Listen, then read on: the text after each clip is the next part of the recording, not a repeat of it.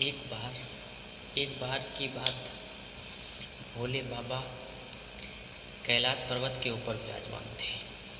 माता सती से बोले, अगर तुम्हारा मन कहे अगर तुम्हारा मन कहे तो चलो चल करके भगवान की कथा सुनी जाए। ध्यान देना, क्या कहा? अगर तुम्हारी इच्छा हो तो भगवान की कथा सुनी जाए। तो माता सती बोली, कथा? हाँ, कथा सुनी जाए। भोले बाबा ने कहा, हाँ। बोली, महाराज, आपको कथा नहीं सुननी चाहिए, आपको कथा नहीं सुननी चाहिए। भगवान भोले शंकर बोले, क्यों नहीं सुननी चाहिए? कहा, महाराज, कथा तो आपने ही प्रकट की थी, कथा तो आपने ही प्रकट की थी। रचि महेश मुनि मानस राखा, कथा तो आपने रची है,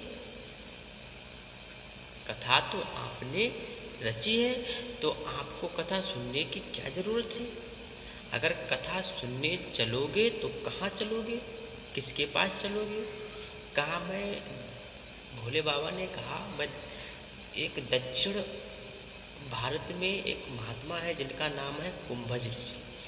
कुंभज ऋषि जो कि गोदावरी नदी के किनारे पे रहते हैं, गोदावरी नदी के किनारे पे रह रहे हैं, वहाँ चल करके कथा सुनी जाए।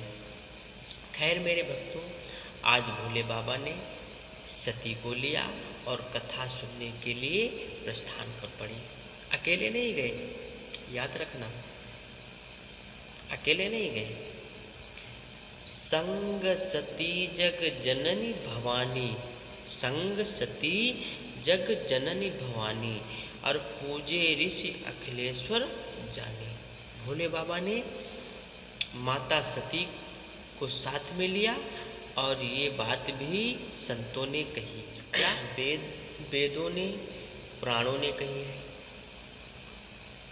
कि जब कथा सुनने के लिए जाया जाता है, जब कथा सुनने के लिए जाया जाता है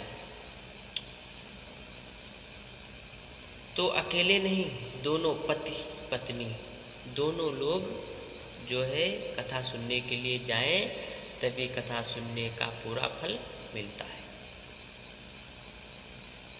दोनों लोग यदि कथा सुनने के लिए आप लोग जाएंगे तभी कथा सुनने का फल मिलेगा। और फल की बात छोड़ो, फल की बात छोड़ दो, अगर अकेले में कथा सुनने के लिए गए तो गड़बड़ ही गड़बड़ हो जाता है, गड़बड़ हो जाता है। क्यों गड़बड़ हो जाता है? गड़बड़ ही गड़बड़ हो जाता है। क्यों गड़बड़ हो जाता है? याद रखना, जैसे आप कथा सुनने के लिए चले, आप कथा सुनने के लिए चले आए और घर में घर वाली अकेली बची, तो जैसे आप कथा सुन करके जाएंगे, जैसे आप कथा सुन करके जाएंगे तो आपसे कहा जरूर जाएगा, क्या? अरे तुम तो कथा में ही बैठे रहते हो, सुनते रहते हो, ये करना वो करना कौन करेगा? बाधा बन गई।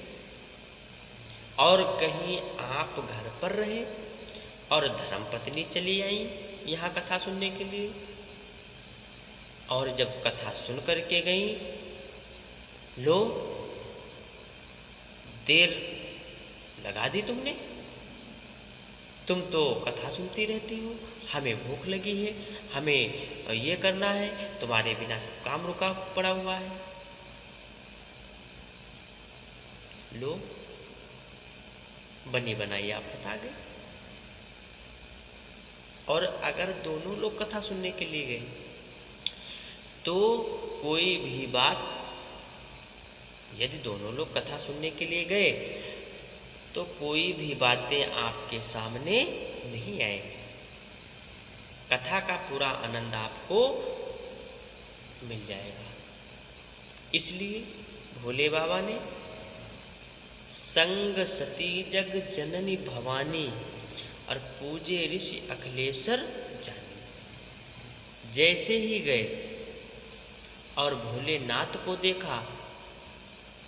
जैसे ही गए, भोलेनाथ जैसे ही गए माता सती को लेकर, और जैसे भोलेनाथ को महात्मा कुंभज ऋषि के शिष्यों ने देखा, दौड़ करके गए और बोले, गुरुदेव आज भोले बाबा आपके आश्रम पे आ रहे हैं, भोले बाबा आपके आश्रम पे आ रहे हैं। ओह, जैसे सुना आज कुंभज ऋषि ने दौड़ करके आ गए, उसी समय दौड़ पड़े, भोले बाबा की अगवानी ली, ले आए आश्रम पर। सोचा आज अखिलेश्वर भोलेनाथ आए हैं मेरे यहाँ। याद रखना मेरे भक्तों, कुंभज ऋषि जानते हैं कि बाबा जी हमारे यहाँ क्या करने के लिए आए, कथा सुनने के लिए। मैं क्या हूँ? मैं एक घड़ा हूँ, क्योंकि कुंभज ऋषि की उत्पत्ति घड़े से हुई थी। भोले बाबा क्या है? सागर। भोले बाबा है सागर, और सागर गया है घड़े के पास कथा सुनने के लिए। इसलिए ऊंचाई को जानते हैं महात्मा कुंभज ऋषि। सोचा चलो पहले थोड़ा पूजन हो जाए, वंदना करो। और जब पूजा करने लगे तो विचार किया भोले बाबा ने, देखो भोले बाबा ने विचार किया कि देखो ये कर रहे हैं, ये हमारा पूजन कर रहे हैं और हमें इनकी पूजा करनी चाहिए। क्यों? थोड़ी देर के बाद अभी बाबा जी वक्ता बनेंगे और हम श्रोता बनेंगे।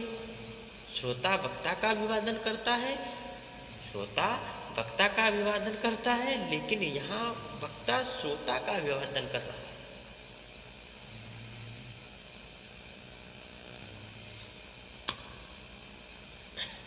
लेकिन फिर भी भोले बाबा ने महात्मा कुंभज ऋषि की सहजता, सरलता, नम्रता को पहचान लिया।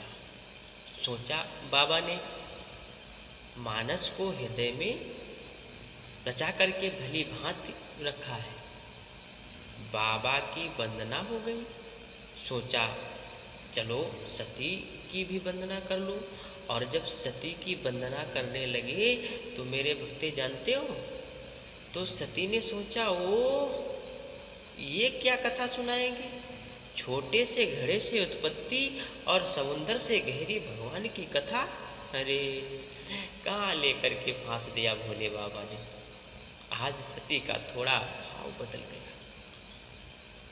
इनके मन का थोड़ा सा भाव बदल गया। खैर पूजन अर्चन के बाद में कथा प्रारंभ हुई। और जब कथा प्रारंभ हुई, कहति सुनति रघुपति गुण गाथा। कहति सुनति रघुपति गुण गाथा, और कछु दिन रहे तहाँ गिरिनाथ। कथा प्रारंभ हो गई। भोले बाबा मन से कथा सुन रहे हैं, भाव से कथा सुन रहे हैं, लेकिन सती जी का मन कथा में नहीं लगा। बैठी तो जरूर रही, बैठी तो जरूर रही कथा में, लेकिन कथा में मन नहीं लगा।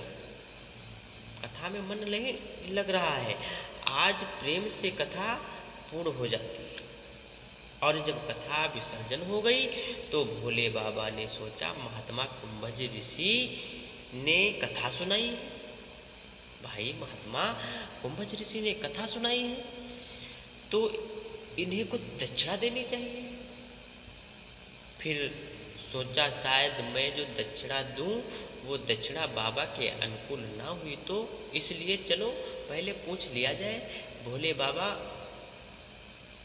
ने विचार किया चलो पहले पूछ लिया जाए, आपको जो भी दक्षिणा में मांगना है मांग लो।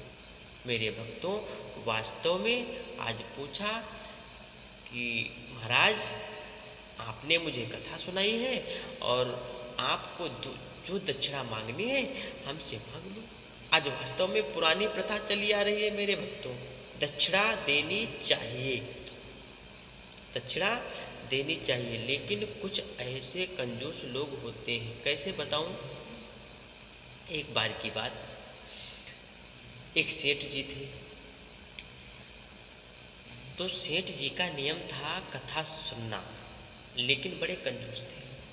कोई भी पंडित कथा सुनाने के लिए सेठ जी के यहाँ आता था और कथा पूरी सेठ जी को सुना देते थे।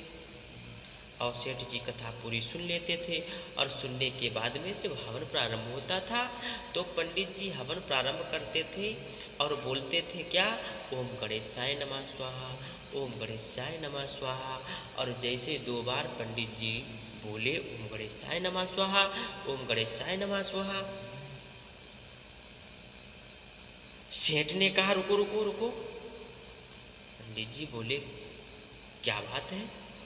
कहा ये मुझे बताओ गणेश किसके लड़के थे?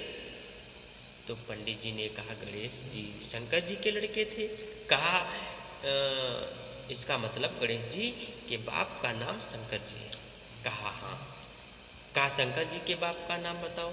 अब शंकर जी के बाप का नाम क्या बतावें? शंकर जी के बाप हो तब बतावें। कहा जब शंकर जी के बाप का नाम पता नहीं है, कथा सुनाने चल देते हैं। चलो भागो यहाँ से, चलो रुक रखो, चलो रखो पोथी पत्रा। मेरे भक्तों सब सेठ रख लेते थे, पंडित जी को भगा देते थे। एक पंडित जी बेचारे काशी से पढ़ कर के आए और जब काशी से पढ़ कर के आए पहुँच गए वहीं सेठ जी के यहाँ कथा सुनाने के लिए। कथा जो है सुनाने के लिए पहुंच गए। कथा हुई और भक्तों वहीं वास्तव में सेठ जी ने उन पंडित जी के साथ में किया। पंडित जी बेचारे घर की तरफ चल दिए। रास्ते में जब पहुंच गए, जब अपने गांव के किनारे पहुंचे तो उनके बड़े भाई जोत रहे थे खेत। बोले क्या बात भाई, पोथी पत्रा कहाँ है? पंडित जी पूरी कथा अपने बड़े भाई को सुना दी। बड़े भाई ने कहा चिंता मत करो, तुम खेत जोतो, मैं जा रहा हूँ। मेरे भाई आज पंडित जी का भेष बना लिया और भेष बना करके पहुँच गए। कहाँ? वहीं सेठ के द्वार पे। आवाज़ लगाई सेठ जी, हाँ भाई कौन हो? पहले बाहर निकलो, बताओ तो कौन हो? कहा हम पंडित जी हैं। तो कहा कथा सुनाओ। पंडित जी हो तो कथा सुनाओ। तो कहा कथा सुनाओ। आराम से आज पंडित जी ने कथा प्रारंभ कर दी और जब कथा विराम हुई तो वही हवन का पूरी कथा सुना दी। पंडित जी ने पूरी कथा सुना दी। अब नंबर आया वही हवन का और ये पंडित जी बड़े होशियार थे, याद रखना। कहा मैं गणेश जी का नाम ही नहीं लूँगा। कहा मैं गणेश जी का नाम ही नहीं लूँगा, नहीं तो आप बता जाए। पंडित जी ने स्वाहा प्रारंभ की। कहाँ से बोले? ओम सत्राजिताय नमः स्वाहा, ओम सत्राजिताय नमः स्वाहा। सत्राजित नाम के एक ऋषि हुए हैं, वेदों में बात आई है, शास्त्रों में बात आई है। और जैसे 2 बार कहा ओम सत्राजिताय नमः स्वाहा, ओम सत्राजिताय नमः स्वाहा। कहा रुको रुको। सेठ जी ने कहा रुको रुको रुको, पहले ये बताओ जो है सत्राजित के बाप का नाम क्या क्या है? तो उन्होंने कहा 18जित। अब पंडित जी बोले हमें क्या है, जितनी बार पूछेंगे हमें तो केवल जित ही जित लगाना है। हमें तो केवल कितना पूछे, हमें तो केवल जित ही जित लगाना है। मेरे भाई आखिर में सेठ हार गया, आखिर में दक्षिणा देनी ही पड़ी, विदा कर दिया। आइए, जब दक्षिणा की बात कही तो हमारे राष्ट्र का शब्द होता है